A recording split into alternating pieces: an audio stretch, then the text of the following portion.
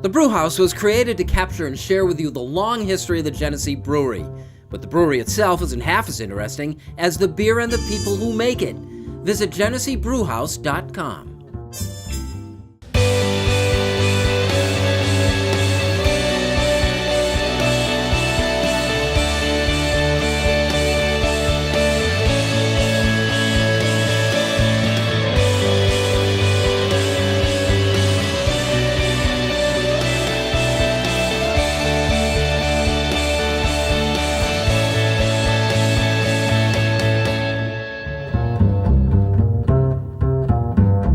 Welcome to the Rochester Press Box, presented by the Genesee Brew House, and welcome to our new studios, the home of Classy Wolf Media.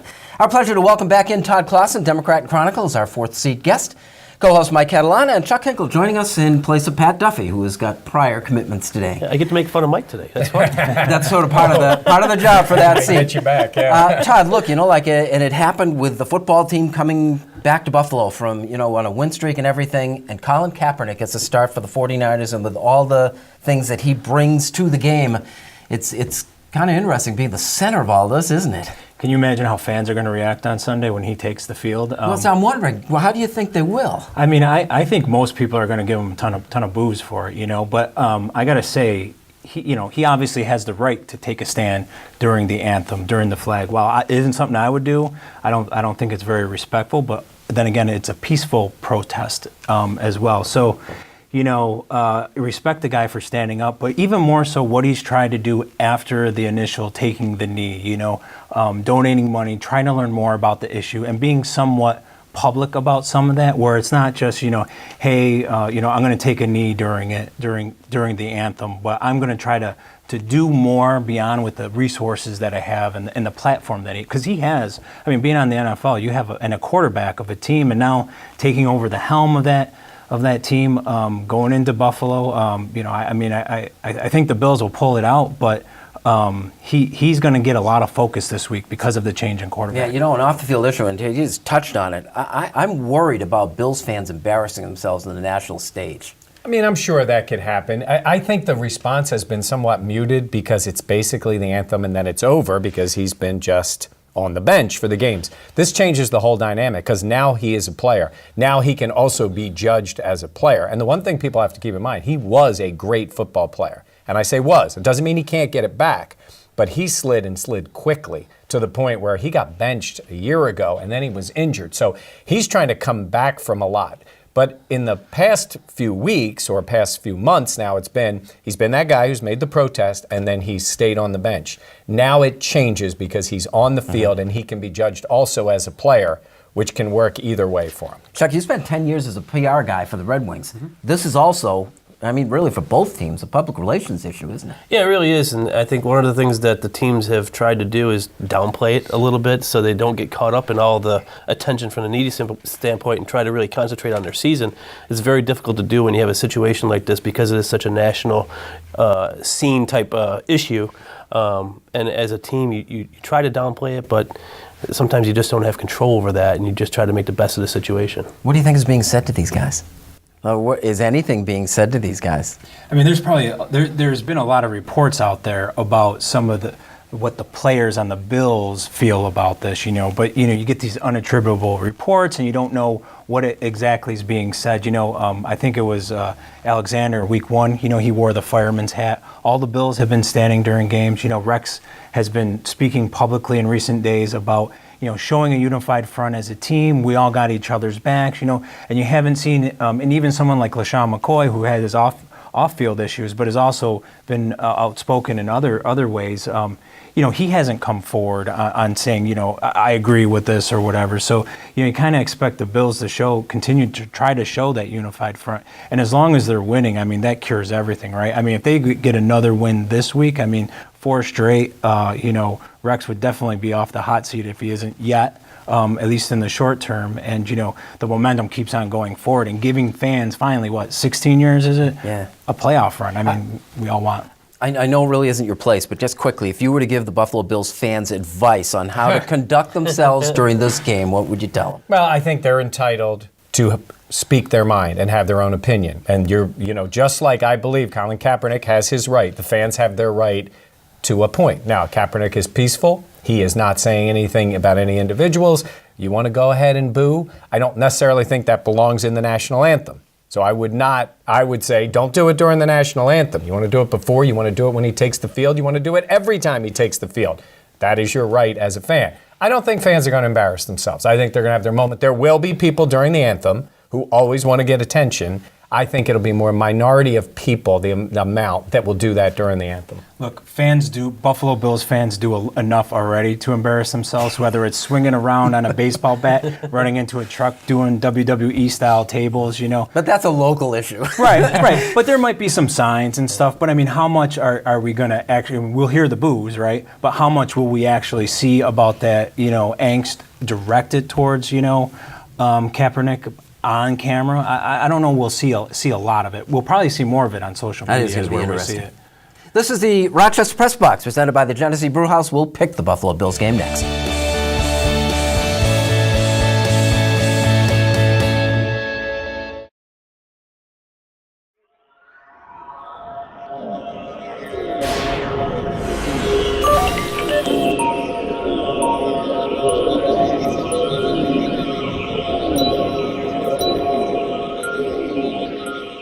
The Press Box, brought to you in part by Connors and Ferris, your workers' comp attorneys.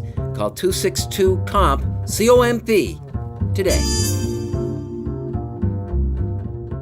The Buffalo Bills Quote of the Week was brought to you by the Rochester Geico Office. Give the Rochester Geico team a chance to see how much you could save on all your insurance needs. Call or stop by the office on West Henrietta Road, open Monday through Saturday.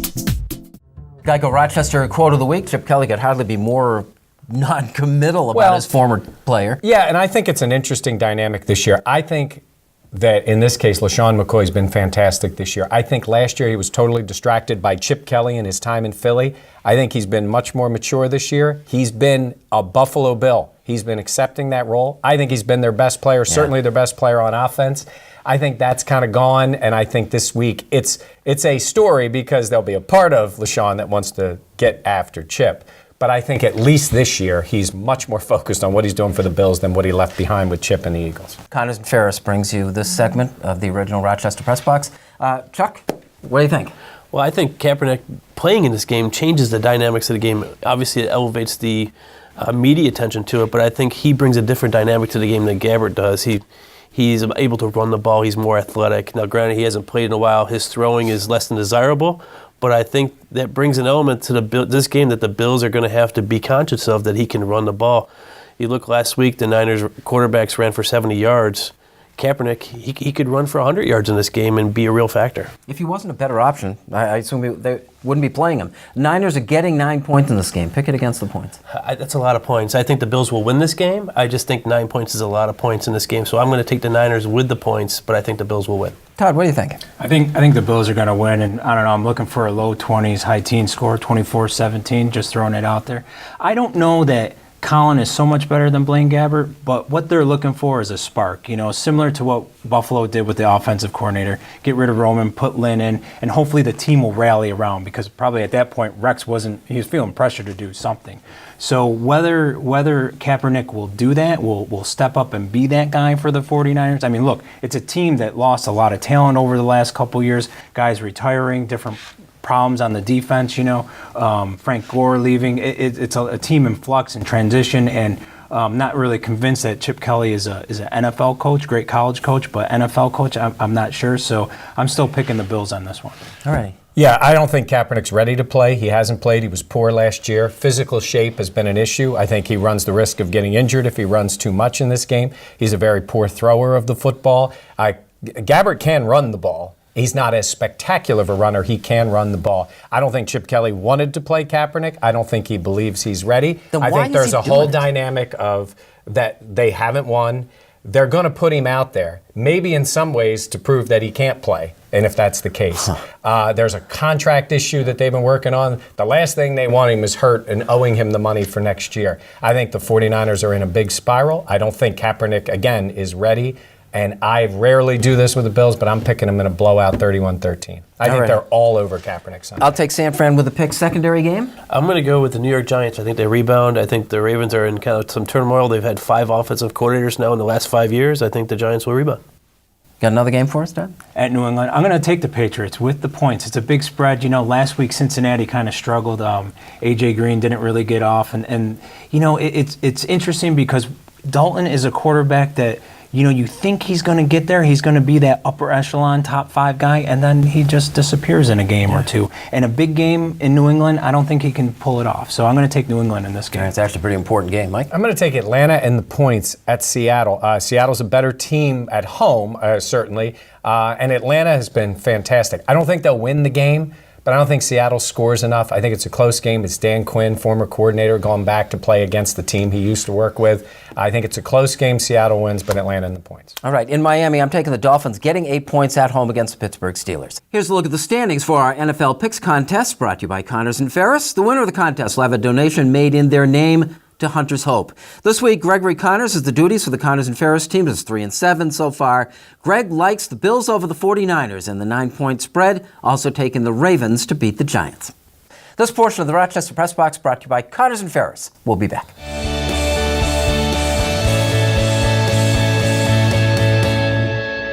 The Press Box Trivia Question brought to you by Sleep City. Queen adjustable bed with memory foam mattress, now $977. Save over $500. Shop Rochester's only locally owned mattress store. No pressure, no hassle sales experience.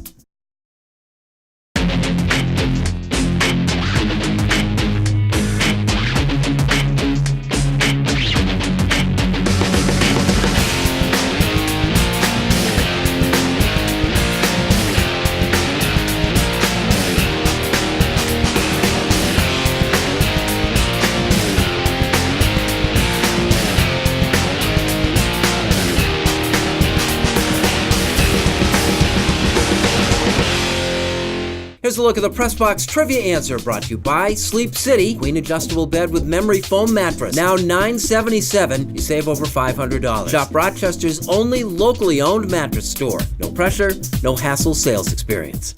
See New York in a whole new way. Amtrak is offering a 15% discount for all travel inside New York State and to Montreal. Visit Amtrak.com for the See New York discount. Safe, comfortable, affordable, and easy. Amtrak. Enjoy the journey.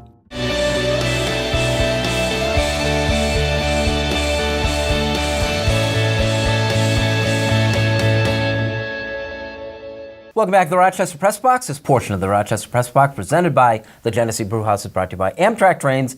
Enjoy the journey. Chuck, how about the World Series, Tito versus Theo? Like it or not?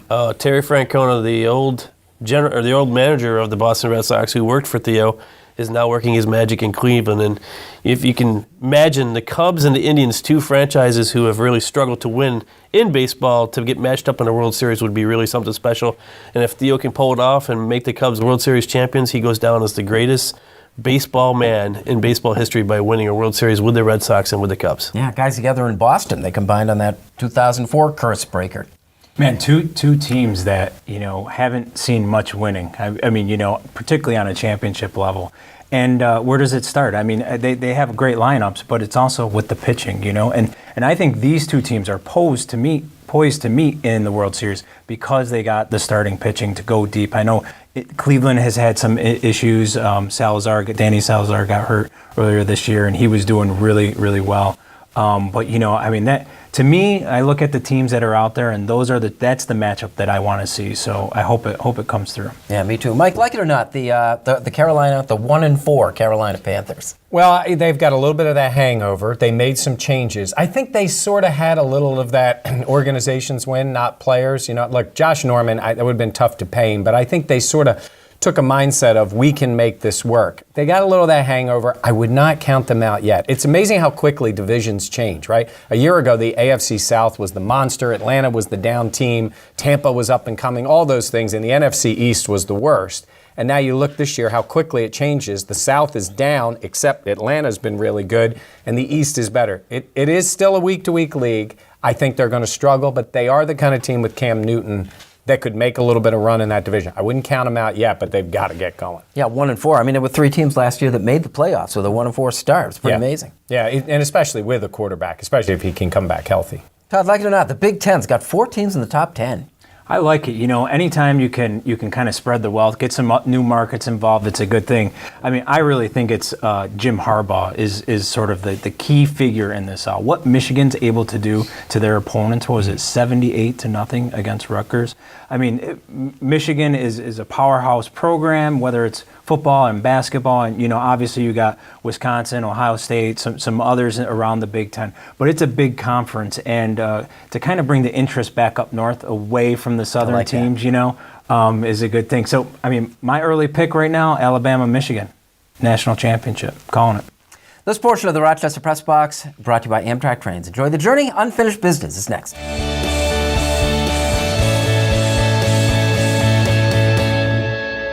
The Press Box Stat of the Week brought to you by Fiondoc and Fiondoc. Remember, if you've made the wrong choice, it's time to make the right choice. Fiondoc and Fiondoc, New York's DWI leader for over 35 years. Visit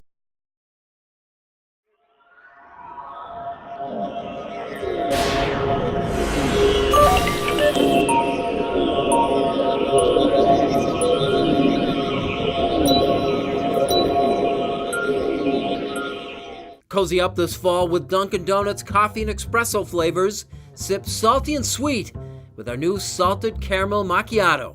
Or drink in the season with the classic taste of pumpkin. America runs on Dunkin'.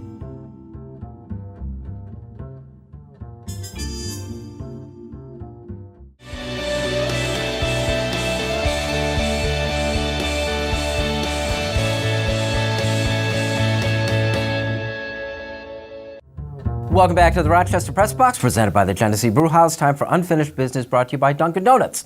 America runs on Dunkin'. Chuck, start us off. All right, thanks. I'm going to talk a little bit about Notre Dame football today, a team that obviously has struggled this year with a 2-4 record and losing to 2 powerhouse teams in Duke and North Carolina State, which are no more for basketball than football. They've had great recruiting classes over the last 6 years, ranking in the top 15 since 2010 each year, including 2013, which was their highest ranked recruiting class, and they should be paying dividends this year, but obviously they are not. You look at their head coach in Brian Kelly, who has a 10-13 record against ranked teams, including a 3-3 record against bowl teams. They obviously get a lot of media attention. I would say that sometimes the media is obsessed with Notre Dame, but they are obviously not a top echelon team anymore, and I think their fan base and their alumni are a little bit irrelevant, or they think too much of the program from the 80s and 90s. They just aren't that anymore. And if we need to obsess on somebody, though, and we do, who should it be? Well, I think you look at the programs like Alabama. I think you look at other Ohio States. Those are teams that actually have adjusted to. Kids don't really care about the history of teams. They care about what offenses they're going to play in, what defenses they're going to play in. And I think those teams, Alabama and Ohio State, have done a better job than Notre Dame has in doing that. Yeah, and you could compare them a little bit to University of Texas, where you have a fan base that thinks they should be competing for the national championship, and they have been irrelevant in that way. Todd, what do you got? The other week, I took a huge deep breath when I heard LaShawn McCoy hurt his hand and might have been out for the Rams game, because I think he's been the team's MVP through the first 5 weeks of the season. You can talk about the defense and how things have changed since Anthony Lynn has come on, but McCoy is a difference maker for this team, particularly when I like Tyrod Taylor, but he is not an upper echelon quarterback. He's not performing at that level. He can't carry a team like Tom Brady or Ben Roethlisberger has. In fact, I'm not sure he's had a 300-yard passing game yet, but it's McCoy and the offensive line's ability to control the line of scrimmage, sustain drives, keep the defense off, keep the defense fresh later in the game to make a big play like they did against the Rams, with Roby bringing one back for the touchdown or Alexander with 3 sacks. So for my money, McCoy is the guy that has to be the center focal point of the offense and continue the team to keep on going forward. When's the last time we had a guy as electric as this? Like when he just touches the ball, you really have to watch, Do we go back? Do we have to go all the way back to the Super Bowl years? Well, I mean, they had a series of guys at that time, but yeah, Thurman was that guy, and maybe Andre Reed and those type of players, but he's been that good. There's two guys that I remember on offense, and they kind of suffered through poor quarterback play a little bit. Lee Evans was a guy who could break a long one. Granted, JP had to throw him a bomb; he couldn't throw him short. Eric Moulds is another wide receiver for the Bills.